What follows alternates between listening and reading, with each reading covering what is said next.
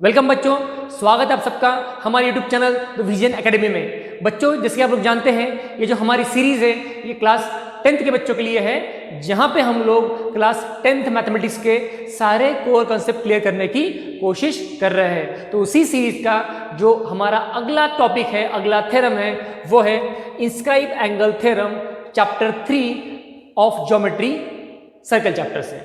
ठीक है, तो बच्चों ज़्यादा वक्त ना गवाते हुए हम लोग शुरू करते हैं आज का हमारा टॉपिक।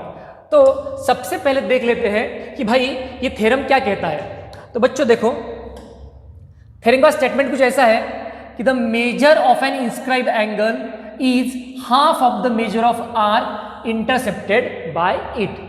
बराबर है बच्चों, कि मतलब क्या कि जो भी हमारा इंस्क्राइब एंगल रहेगा, अब सवाल ये बनता है कि इंस्क्राइब एंगल किसको कहते हैं। मान लो ये सर्कल है, ठीक है, यहाँ पे मैं एक एंगल बना रहा हूँ, दिख रहा है बच्चों, यहाँ पे मैं एक एंगल बना रहा हूँ BAC।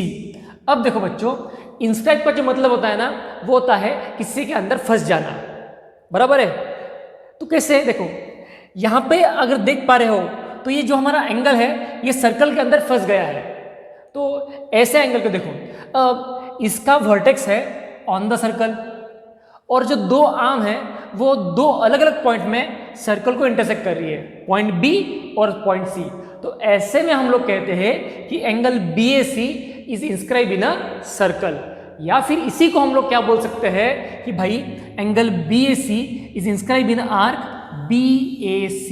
देखो, अगर हम बहुत बारीक से देखना चाहें तो ये एंगल जो है सर्कल के इस वाले हिस्से के अंदर फंसा हुआ है, तो इसको बोलते हैं इंस्क्राइब एंगल। अब थ्योरम का क्या कहना है कि the measure of inscribe angle, मतलब यहाँ पे BAC इज मतलब कितना होता है, हाफ होता है, half of the measure of arc intercepted by it. मतलब इस एंगल ने जिस भी आर्क को इंटरसेप्ट किया है उस आर्क के मेजर के आधा इस एंगल का मेजर होता है। और एंगल BAC ने कौन सी आर्क इंटरसेप्ट की है, तो ये BC। कौन सी आर्क BC, या फिर हम कोई पॉइंट लिखते हैं यहाँ पे D, तो arc BDC is intercepted bye inscribe angle BAC, ऐसा हम लोग बोल सकते हैं। तो अभी हमको एक चीज प्रूफ करनी है, तो चलो पहले बढ़ते हैं गिवन की ओर। तो बच्चों देखो, गिवन क्या क्या है हमारे पास, गिवन क्या क्या है, गिवन है कि in a circle with centre O। तो यहाँ पे दिया है भाई कि जो आपका सर्कल है वो सेंटर, उसका सेंटर O है। बराबर है, एंगल BAC, अरे एक मिनट, हाँ, angle BAC is inscribe in arc BAC। जैसे हमने देखा था कि ये जो एंगल BAC है ये BAC आर्क के अंदर इंस्क्राइब है, फंस गया है। एंड आर्क BDC, देखो यहां पे दिख रहा है, ये जो आर्क है BDC is intercepted by the angle, और इसी एंगल ने इस आर्क को इंटरसेप्ट किया है। और प्रूफ क्या करना है, हमें प्रूफ करना है कि मेजर ऑफ एंगल BAC, दिख पा रहा है बच्चों यहाँ पे, major of angle BAC is half measure of arc BDC, ये हमको प्रूफ करना है। तो वक्त ना गवाते हुए हम लोग बढ़ते हैं प्रूफ की ओर। प्रूफ, तो हमारा प्रूफ क्या रहेगा, बोलो बच्चों, प्रूफ क्या रहेगा। देखो इस फिगर को ध्यान से देखो, हमको प्रूफ करना है कि BAC का मेजर BDC के आधा होता है। BAC कौन है, एंगल, BDC कौन है, आर्क, और हमको ये प्रूफ करना है कि इस एंगल का मेजर इस आर्क के आधा होता है। तो मैं क्या करता हूँ, देखो यहाँ पे सबसे पहले तो मैं रे OA को एक्सटेंड कर ज्वाइन करता हूँ। देखो रे OA निकालता हूँ, एक सेकंड, क्या हो रहा है, अच्छा देखो, अरे हो ना भाई, एक सेकंड,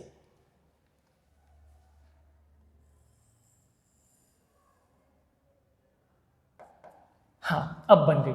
मैंने रे OA को एक्सटेंड किया कि सच दैट कि वो सर्कल को इंटरसेक्ट करे E पॉइंट में, और उसके बाद मैंने ज्वाइन किया इस रेडियस को OC को। क्लियर बच्चों। अब देखो मैंने OA को एक्सटेंड किया सच दैट कि वो सर्कल को इंटरसेक्ट करे एट पॉइंट E, और उसके बाद मैंने OC को ज्वाइन किया। अब यहाँ पे हमको एक ट्रायंगल मिल रहा है AOC। कौन सा ट्रायंगल मिल रहा है? AOC।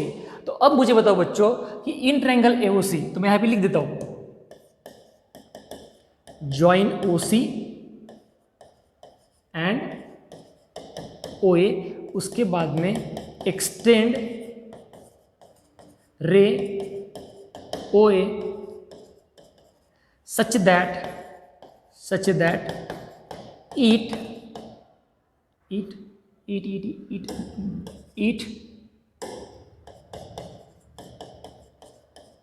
intersect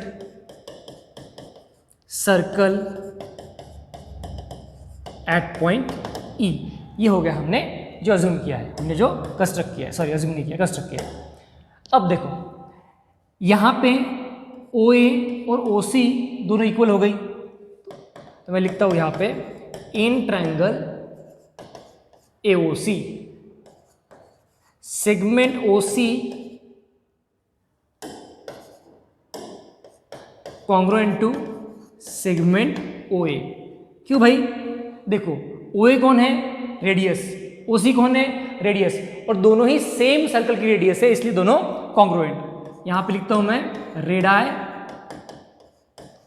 of same circle. अब देखो अगर इस ट्रायंगल में OA और OC इक्वल है तो इसका मतलब hence triangle AOC is isosceles triangle. Triangle AOC कौन सा बन गया? ये बन गया आइसोस्केलस ट्रायंगल। अब बच्चों देखो कि अगर ये आइसोस्केलस ट्रायंगल है तो ये वाला एंगल और ये वाला एंगल दोनों ही इक्वल रहेंगे। क्यों? देखो OC के सामने वाला A और AO के सामने वाला C, property of isosceles triangle. तो यहाँ पे मैं लिख देता हूँ angle OAC congruent to hence angle OAC congruent to angle OCA। यहाँ पे रीजन रहेगा property of isosceles triangle. Clear बच्चों? तो चलो मैं मान लेता हूं कि angle OAC equal to angle OCA, इसका मेजर है x degree. Equation number first. चलो मैंने मान लिया कि इसका मेजर है x डिग्री। अभी क्यों किया समझना इसको। अब देखो COE ये जो एंगल है, कौन सा एंगल बच्चों? ये COE एंगल दिख रहा है आपको? ये एंगल इस ट्रायंगल का कौन सा एंगल है? Exterior angle. देखो angle COE is exterior angle of triangle OAC। देखो ये एंगल अगर इस ट्रायंगल का बाहर वाला एंगल है, एक्सटीरियर एंगल है, तो हमको पता है कि इसका मेजर कितना रहेगा? इसका मेजर रहेगा रिमोट इंटीरियर एंगल के सम जितना। हम लोग पढ़ चुके हैं कि the sum of remote interior angle is equal to the measure of exterior angle, या फिर इसको उल्टा कैसे बोलेंगे? The measure of exterior angle is equal to the sum of remote interior angle. तो hence angle COE is equal to कितना आएगा? इसका मेजर आएगा x प्लस x। तो हेंस एंगल COE इस कितना आएगा? 2x degree. इसका इक्वेशन नंबर 2। अच्छा अब मुझे बताओ कि ये जो एंगल है ना, ये आप थोड़ा देख लो, ये सेंट्रल एंगल भी बनता है। COE कौन सा एंगल है? But angle COE is also central angle. Hence measure of arc, कौन सी आर्क? ये देखो C या फिर EC is equal to the angle COE। देखो अगर ये सेंट्रल एंगल है तो इसका मेजर उसकी करस्पॉन्डिंग आर्क के जितना ही होगा, बराबर है? तो अगर इसका मेजर 2x है तो इसका मेजर कितना होगा? 2x। दोनों को मैंने इक्वल दिखा दिया। Hence measure of arc E C equal to 2x degree, equation number 3। यहाँ पे अगर हमको रीजन लिखना है तो हम लिख सकते हैं यहाँ पे property of major of arc, property of major of arc. तो अब मुझे बताओ बच्चों कि आर्क ईसी का मेजर कितना है 2x, एंगल ओएसी का मेजर कितना है x। तो इक्वेशन 1 और 3 से मैं ऐसा लिख सकता हूं क्या कि इसका मेजर आर्क के आधा है। तो हेंस मैं यहां पे लिख देता हूं कि मेजर ऑफ एंगल ओएसी, देखो OAC is equal to half measure of arc EC. यहां पे रीजन रहेगा, यहां पे रीजन रहेगा फ्रॉम इक्वेशन 1 एंड 3, रीजन है फ्रॉम इक्वेशन 1 एंड 3। क्लियर बच्चों? अब मुझे बताओ मैंने OAC लिखा क्या और EAC लिखा क्या। देखो मैं OAC ये वाला एंगल, OAC ये वाला एंगल के लिए EAC नाम लिख सकता हूं क्या? हाँ बिल्कुल लिख सकता हूं। Hence measure of angle EAC equal to half measure of arc EC। Reason क्या है? EOA ये सारे पॉइंट कोलिनियर है, E dash O dash A। Clear बच्चों? ये बन गए हमारी इक्वेशन नंबर 4। देखो हमने क्या प्रूफ किया कि EAC इस एंगल का मेजर आर्क EC के आधा होता है। अब थोड़ा देखो फिगर को आराम से। जैसे हमने यहाँ पे OC को ज्वाइन किया और प्रूफ किया कि इस एंगल का मेजर इस आर्क के आधा है, तो सिमिलरली हम लोग OB को ज्वाइन कर सकते हैं। देखो सिमिलरली अगर हम OB को ज्वाइन करते हैं, बराबर है, तो प्रूफ हो जाएगा कि इस एंगल का मेजर इस आर्क के आधा है। तो मैं यहाँ पे सीधे लिख देता हूँ। अभी यहाँ पे मैं लिख देता हूँ कि सिमिलरली, ठीक है, सिमिलरली बाय ज्वाइनिंग OB को ज्वाइन किया, वी कैन प्रूव क्या प्रूफ कर सकते हैं हम लोग ये प्रूफ कर सकते हैं कि angle BAE, measure of angle BAE is equal to half measure of arc. कौन सी आर्क? B। कौन सी arc? BE, equation number 5। Clear बच्चों? अब देखो मैंने क्या प्रूफ किया कि BAE का मेजर, यहां का मेजर इस आर्क के आधा है, EAC इस एंगल का मेजर इस आर्क के आधा है, और हमको चाहिए क्या? हमको चाहिए एंगल BAC। हमको क्या चाहिए? Angle BAC। तो बच्चों आप ध्यान से देखो, अगर मैं BAE और EAC दोनों एंगल को ऐड करता हूं तो मुझे कौन सा एंगल मिलेगा? Angle BAE। यहां पे थोड़ा आराम से देखना, थोड़ा मैं इसको ऊपर लिख लेता हूं। Okay okay okay okay okay. हाँ अब देखो,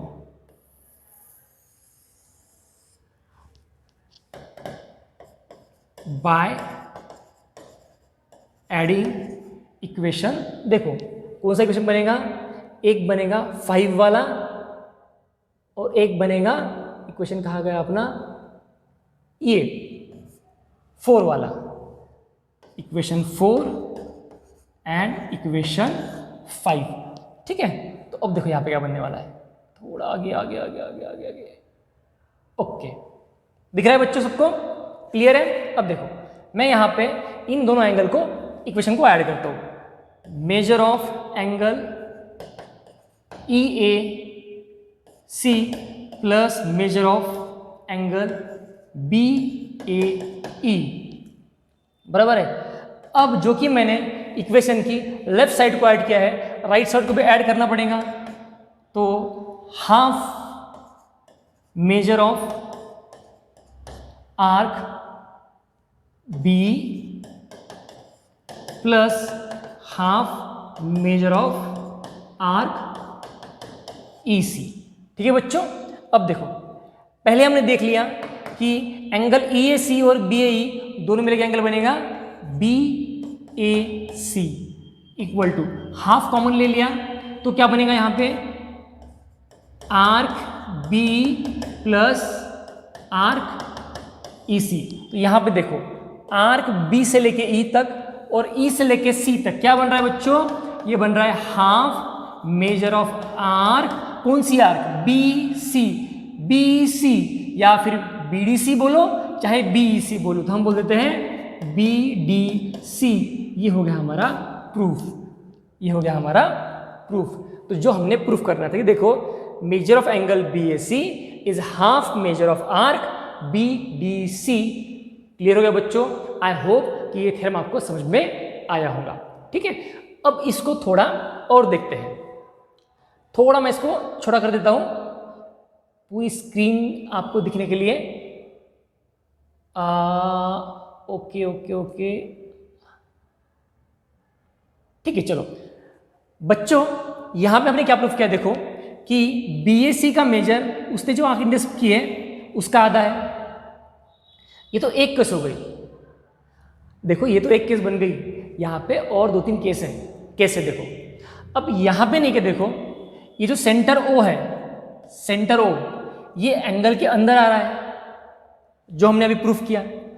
एक केस हो क्या हो सकती है कि centre on the arms of angle है, बराबर है। मान लो ए बी के अंदर, ए बी जो सेगमेंट है, साइड है एंगल की, सॉरी आर्म है एंगल की, उसके ऊपर ओ है। और एक थर्ड केस क्या बन सकती है कि सेंटर जो है ना भाई एंगल के बाहर ही है। तो देखो यहां पे 3 केस बन रही है regarding to the position of centre. पहली कौन सी, centre is on the arms of angle. Number 2, centre is inside the angle. और number 3, centre is outside the angle. तो बच्चों यहां पे देखो कि जो centre is on the arms of angle है, ये केस तो हमने यहां पे प्रूफ कर दिया। इक्वेशन 4 में देखो, अगर ये एंगल है तो इस एंगल की आर्म कहां पे है, जिसके ऊपर सेंटर है, यहां पे प्रूफ कर दिया। Centre is inside the angle, ये हमने यहां पे प्रूफ कर दिया। बाकी बचा कौन सा, बाकी वो बचा centre is outside the angle, वो हम लोग यहां पे प्रूफ करेंगे। देखो there are 3 conditions regarding to the centre of a circle. Centre is on the arms of angle, centre is interior the angle, centre is exterior to the angle. From the above first and second condition we prove in equation number 4 and equation number 5 या फिर 6 जो भी होगा आप देख लेना। ठीक है, अभी हमने क्या प्रूफ करना है कि भाई ऐसे केस कि अगर सेंटर जो है इस एंगल के बाहर है तो भी इसका मेजर इसका आधा होता है क्या।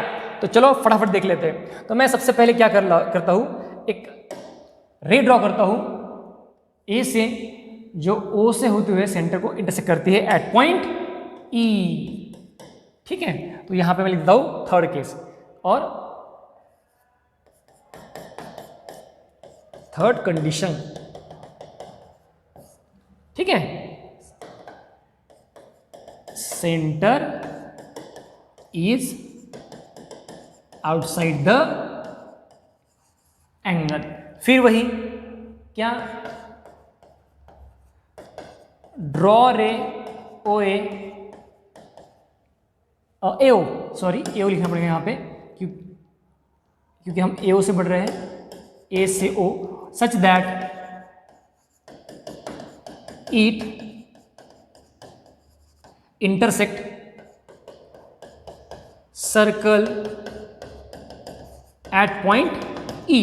ठीक है बच्चों, देखो अभी यहां पे मैं थोड़ा इसको छोटा कर देता हूं और यहीं पे हम लोग इसको प्रूफ करेंगे। अच्छा, अब देखो, अब मुझे बताओ बच्चों कि अगर ये centre on the arms of angle है तो मुझे बताओ कि एंगल ई ए सी, ये पूरा दिख रहा है आपको, एंगल ई ए सी दिख रहा है बच्चों। देखो ये पूरा वाला एंगल ई ए सी, बराबर है। इसका मेजर कितना होगा, देखो measure of angle E A C. Obviously देखो अगर हमने ये केस प्रूफ कर दिया ऑलरेडी तो इसका मेजर इस आर्क के यहाँ होगा half measure of arc E B C. Okay, equation number इसका कितना रहेगा? इक्वेशन नंबर शायद से एक बार देख लेते हैं। ये हो गया था 5, ये हो गया था 6, सॉरी ये 6 है, तो यहाँ पे 4 और 6 रहेगा, तो इसका रहेगा 7। ठीक है, अब देखो जैसे ई ए सी का मेजर इसका आधा है, वैसे ही मैं पकड़ता हूँ, देखो angle E A B, measure of angle E A B कितना मेजर होगा? देखो एंगल ई ए बी, ये वाला एंगल, इसका मेजर होगा मेजर ऑफ हाफ किसका? ई बी का। हमें चाहिए क्या था? हमें चाहिए था बी ए सी एंगल। कौन सा एंगल? ये वाला एंगल। तो अगर मैं पूरे एंगल में से इसको माइनस करता हूँ, मतलब इसमें से इसको माइनस करता हूँ, तो मुझे कौन सा मिलेगा? Angle B A C. तो सब्ट्रैक्ट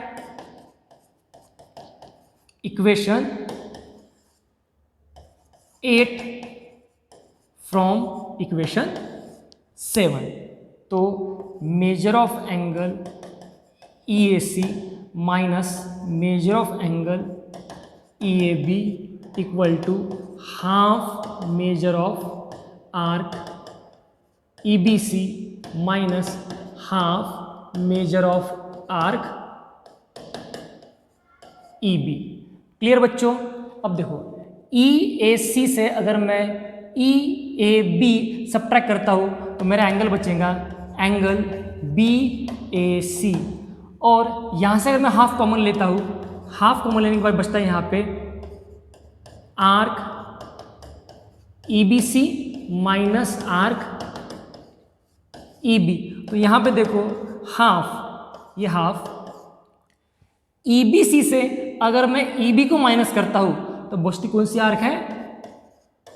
बी सी। तो वही हमने यहाँ पे प्रूफ कर दिया, देखो कि इसका मेजर भी इस आर्क के आधा होता है। तो ये तीनों ही कंडीशन हमने प्रूफ कर दिया है। आई होप ये थ्योरम सब बच्चों को क्लियर हो गया होगा। ठीक है, अगले लेक्चर में हम लोग इसका अगला वाला थ्योरम देखेंगे।